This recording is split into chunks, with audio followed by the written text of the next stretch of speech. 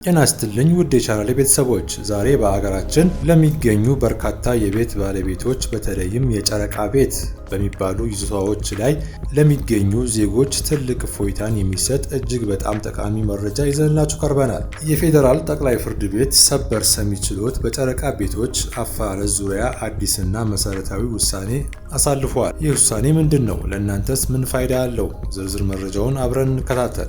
በቀረበው የፍርድ ቤት ሰነድ እና የሕግ ትርጓሜ መሰረት ከዚህ በኋላ ማንኛውም የጨረቃ ቤት ተብሎ የሚታወቅ ይዞታ ያለ ካሳ ክፍያ ሊፈርስ እንደማይችል በግልጽ ተቀምጧል። የሰበር ሰሚ ችሎት መሰረታዊ ውሳኔ ባስተላለፈው ሰነድ ላይ 3 ዋና ዋና ነጥቦችን አስፍሯል።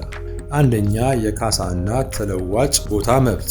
አንድ ግለሰብ በይዞታው ላይ ለረጅም ዓመታት ቤት ሰርቶ የኖረ ከሆነ ቤቱ ያለ ሕጋዊ ፈቃድ የተገነባ የጨረቃ ቤት ቢሆን እንኳን ለመንግስት ወይም ለሕዝብ ጥቅም ሲባል ሲነሳ ያለ ካሳ እና ያለ ተለዋጭ ቦታ ሊነሳ እንደማይችል ውሳኔው ያረጋግጣል። ይህ ማለት ባለ ይዞታው በቦታው ላይ ለቆየባቸው ዓመታት እና ላፈራው ንብረት ተመጣጣኝ ካሳ የማግኘት ሕጋዊ መብት አለው ማለት ነው።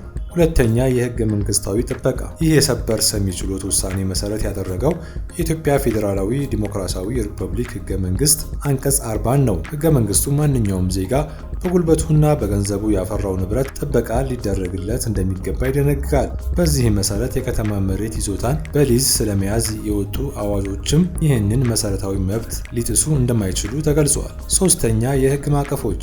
ውሳኔው ለተፈጻሚነቱ የሚከተሉትን አዋጆች በማጣቀሻነት ተጠቅመዋል።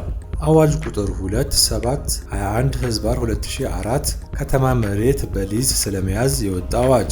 የአዋጅ ቁጥር 1161/2011 የአዲስ አበባ ከተማ መሬት ይዞታን የሚመለከት አዋጅ።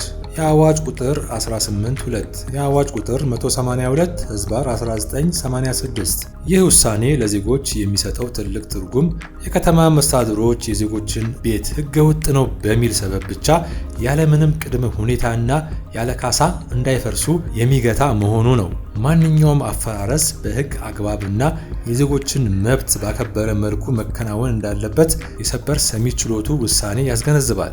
ውድ የቻናሌ ቤተሰቦች፣ ይህ መረጃ ለብዙዎች መድረስ ያለበት እጅግ ጠቃሚ ጉዳይ ነው።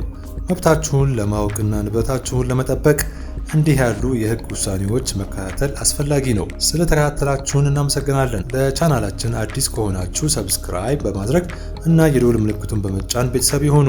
ይህ መረጃ ሌሎች እንዲደርስ ደግሞ ላይክ እና ሼር ማድረጋችሁን እንዳትረሱ። ቸር ሰንብቱ።